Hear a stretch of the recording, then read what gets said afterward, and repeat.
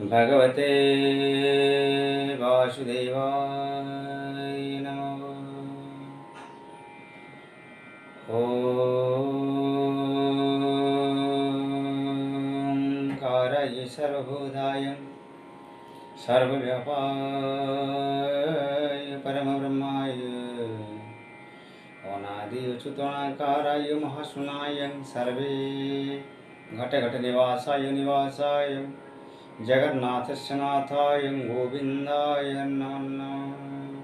नमस्कार दर्शक बंधु, ମୁଁ ଜ୍ୟୋତିର୍ବିଦ ନିରଞ୍ଜନ ଗିରି, ଜାତକ ଏବଂ ବାସ୍ତୁ ବିଚାର କେନ୍ଦ୍ର ନାଗପୁର ଖର୍ଦ୍ଦସାହି ଜୟଦ ଭବନ ଗୋପ ଏବଂ ପୁରୀ କେନ୍ଦ୍ରରୁ ଆପଣମାନଙ୍କୁ ସ୍ୱାଗତ ଜଣାଉଛି। ଆପଣମାନଙ୍କର ଭଲ ପାଇବାକୁ ଆଧାର କରି ସେହି ଜ୍ୟୋତିଷ ଭିତ୍ତିକ ବା ଯେଉଁ ବାସ୍ତୁ ଭିତ୍ତିକ ଶାସ୍ତ୍ର ସିଦ୍ଧାନ୍ତ ମତ ଉପରେ ଆଧାରିତ ଗୁରୁଙ୍କର ଅପାର କରୁଣା ଆଶୀର୍ବାଦ ଆପଣମାନଙ୍କର ଭଲ ପାଇବା ଏ କେନ୍ଦ୍ରୀଭୂତ ଘନୀଭୂତ କରି ଯେଉଁ ବୟଟି ତିଆରି ହେଉଛି ତାର ଭିତରେ ଯେଉଁ ବୁଦ୍ବୁଦ ସଦୃଶ ଜ୍ଞାନ ପ୍ରକାଶ ପାଉଛି, ମୁଁ ତାପରେ ଆପଣଙ୍କ ଉପସ୍ଥାପନ କରୁଅଛି। ନାନା ମୁନି ନାନା ମତ, ଯଦି ଆମେ ଏକ ବିଚାର ବିମର୍ଶ କରିବା ତେବେ ହେବେ ଆମେ ବିଚଳିତ। କହିବାର ତାତ୍ପର୍ଯ୍ୟ, ଆଜିର ବିଷୟବସ୍ତୁ ବା ଟପିକ୍ ଆମେ ଆଲୋଚନା ଯେଉଁ କରିବା ସିଦ୍ଧାନ୍ତ ନିଜସ୍ୱ ସାରତତ୍ଵ ଏବଂ ସମ୍ୟକ ରୂପେ ଅତି ଚୁମ୍ବକରେ ଯାହା ଯଥାସମ୍ଭବ ହୋଇପାରିବ। କାହା ପାଖରେ ଏତେ ସମୟ ବା କାହିଁ ଶ୍ରବଣ କରିବା ପାଇଁ। ତେବେ ବିଷୟବସ୍ତୁଟି ହେଉଛି କ'ଣ? ସାରେ ଜଳର ସ୍ଥାନ ସଂଗ୍ରହ କରିବା, ଛାତ ଉପରେ ସୁରକ୍ଷିତ କରିବା ପୁଙ୍ଖାନୁପୁଙ୍ଖ ଭାବରେ ଶାସ୍ତ୍ର ସିଦ୍ଧାନ୍ତ ମତ ବିଷୟରେ କହିବେ। ଦେଖନ୍ତୁ, ମୁଁ ଯାହା କିଛି କହେ ଦେଶାଚାର କୁଳାଚାର ଶାସ୍ତ୍ର ବିଚାର ଅନୁସାରେ କହେ। ଜଳଟି ଭୌଗୋଳିକ ମତ ଅନୁସାରେ 3 ଭାଗ, ସ୍ଥଳ 1 ଭାଗ।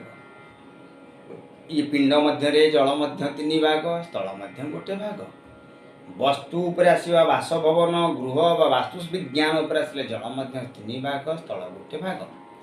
ଯେଉଁ ଭାଗଟି ସ୍ଥଳ ରହିବ ବା ଜଳର ଦୂରତା ରହିବ, ଜଳଠୁ ଦୂରେଇକି ରହିବ, ସେ ଭାଗଟି ଆଉ କିଛି ନୁହଁ ପୂର୍ବ ବିନ୍ଦୁରୁ ଦକ୍ଷିଣ ବିନ୍ଦୁ ମଧ୍ୟରେ ଯେଉଁ 90 ଡିଗ୍ରୀଟି ତିଆରି ହେଉଛି କୋଣରେ, ସେଇ ତକ ଅଗ୍ନିକୋଣ ସେ ସ୍ଥାନକୁ ଛାଡ଼ିବେ, ସେଠୁ ସଂଗ୍ରହ କରିବେ ନାହିଁ, ସୁରକ୍ଷିତ ରଖିବେ ନାହିଁ। କାହିଁକି ନା ଜଳ ଆଉ ପବନ ଜଳ ଆଉ ଅଗ୍ନି ମଧ୍ୟରେ ପାରସ୍ପରିକ ଶତ୍ରୁଭାବପନ୍ନ ରହିଅଛି। ତେବେ ସଂଗ୍ରହ କରିବା, ସୁରକ୍ଷିତ କରିବା, ପ୍ରଥମେ ସଂଗ୍ରହ 3 ସ୍ଥାନରୁ କରାଯାଇପାରେ।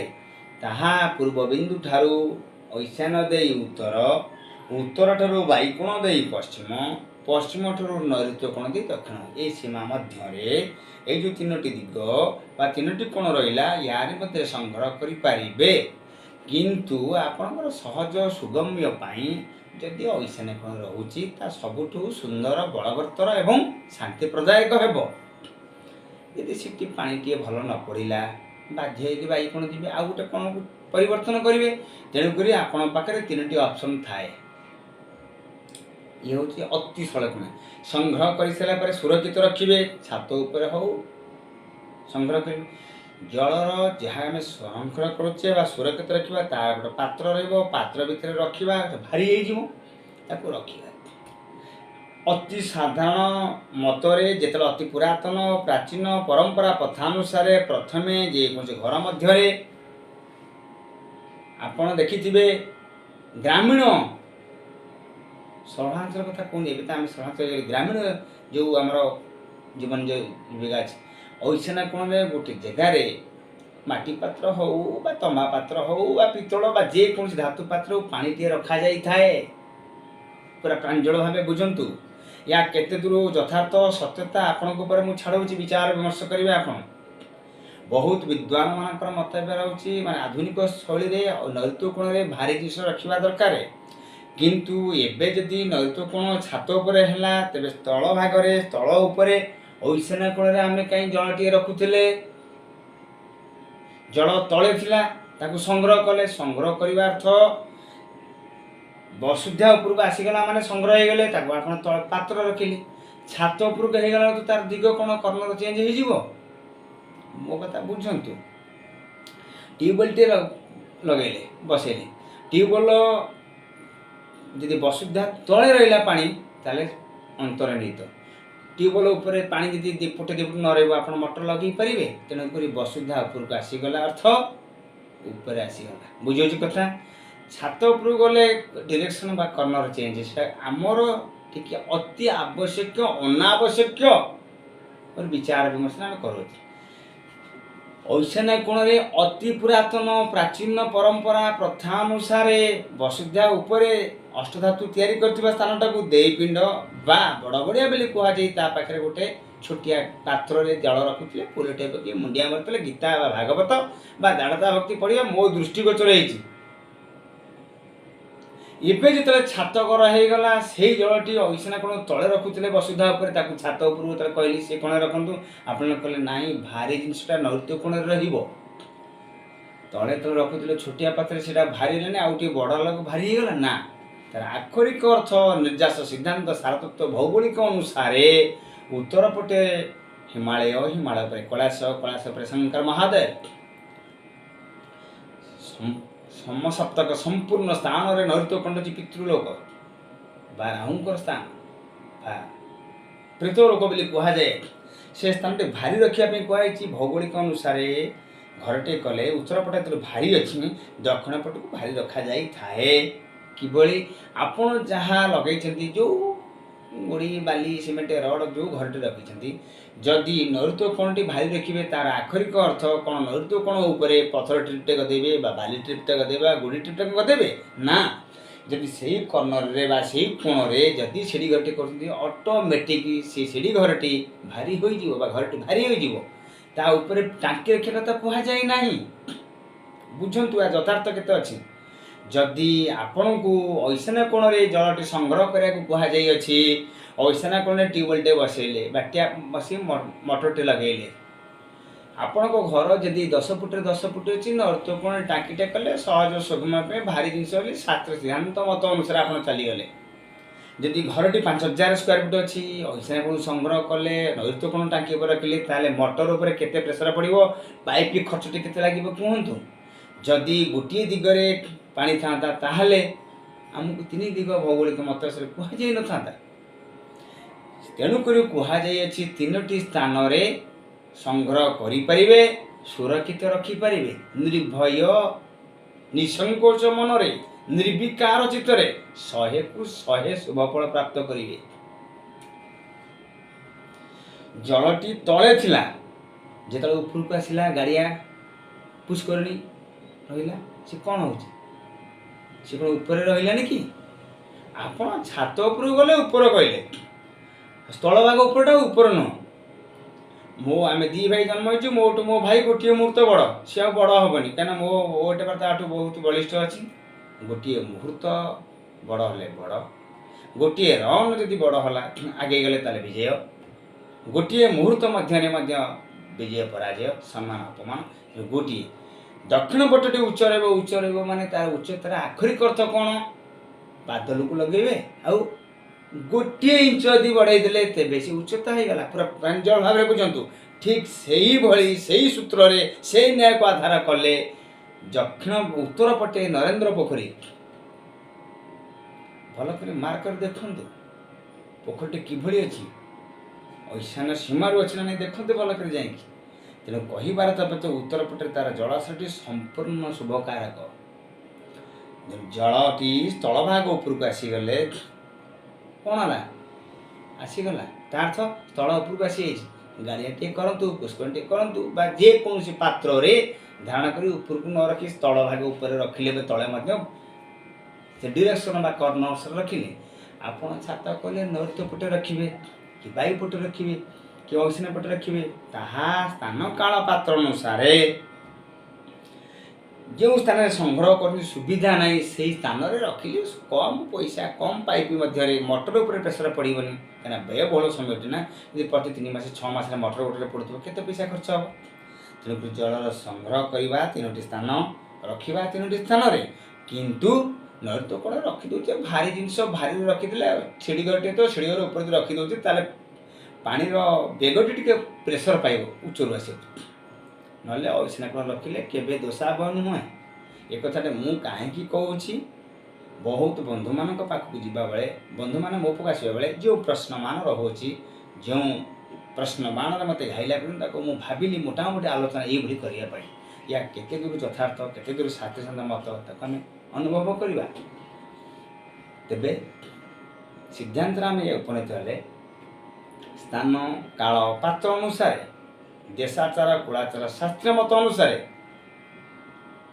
ଐଶାନ୍ୟ ମାନେ ପୂର୍ବ ବିନ୍ଦୁ ଠାରୁ ଐଶାନ୍ୟ ଦେଇ ଉତ୍ତର ବାୟୁ ଦେଇ ପଶ୍ଚିମ ନୈಋତ୍ୟ ଦେଇ ଦକ୍ଷିଣ ବିନ୍ଦୁ ମଧ୍ୟରେ ସଂଗ୍ରହ କରିପାରିବା। ସୁବିଧା ଅନୁସାରେ ଟାଙ୍କିଟେ ରଖିବେ, ତଳେ ଧରାଯାଉ ଖୁଣ୍ଟି ନାହିଁ, ଗରିବ ଘର ଆଜବେଷ୍ଟରେ ପକେଇକି ଟାଙ୍କିଟେ ରଖିବେ। ତେଣୁ ତଳର ସୁବିଧା ମଜବୁତ ଦେଖି ତାପରେ ଟାଙ୍କିଟି ସ୍ଥାପନ କରିବେ। ଟାଙ୍କିର ବହୁତ ସ୍ଥାନ କ'ଣ ସାର୍ ଟାଙ୍କିର ବର୍ଣ୍ଣଟା କ'ଣ ଟିକେ କହିଲେନି ଦେଖନ୍ତୁ। ବୈଜ୍ଞାନିକ ମତ ଅନୁସାରେ ବିଜ୍ଞାନ ବିଶେଷ ଭାବରେ ବୁଦ୍ଧି ବିକଶିତ ଆପଣ ଅନୁଭବ କରିଥିବେ। ପାଣିଟିଏ ରଖିଲେ ପାତ୍ରରେ ଆପଣ ଯେକୌଣସି ବର୍ଣ୍ଣର କଲର କରନ୍ତୁ, ସୂର୍ଯ୍ୟ ତାପ ଆକର୍ଷଣ ଯେ ବିକର୍ଷଣ ଅଛି ତାର ପ୍ରଭାବରେ ପାଣିଟି ଉତ୍ତପ୍ତ ରହିବ ବିଶେଷ। ଯଦି ଧଳା କଲର ମାରି ଦେଉଛନ୍ତି ଆପଣ ଅନୁଭବ କରୁଥିବେ, ଧଳା ସାର୍ଟଟେ ପିନ୍ଧିବା, ଛାତ ଉପରେ ଧଳା କୋଟିଂ କଲର କରିଦେବା, ଯାହାଦ୍ୱାରା ଯେମିତି ଶାନ୍ତି ଅନୁଭବ କରୁଛନ୍ତି। ଧଳା ବର୍ଣ୍ଣଟି ପ୍ରତ୍ୟେକ ରାଶି ପ୍ରତ୍ୟେକ ଲଗ୍ନ ପ୍ରତ୍ୟେକ ବ୍ୟକ୍ତି ପାଇଁ ଶୁଭ ଶାନ୍ତିର ପ୍ରତୀକ। ତେଣୁ ଟାଙ୍କିଟା ଧଳା ରଙ୍ଗ କରିଦେଉଛନ୍ତି ବିନା ଦ୍ୱିଧାରେ କାହାକୁ ନ ପଚାରି ଆପଣଙ୍କୁ ଶାନ୍ତି ମିଳିବ।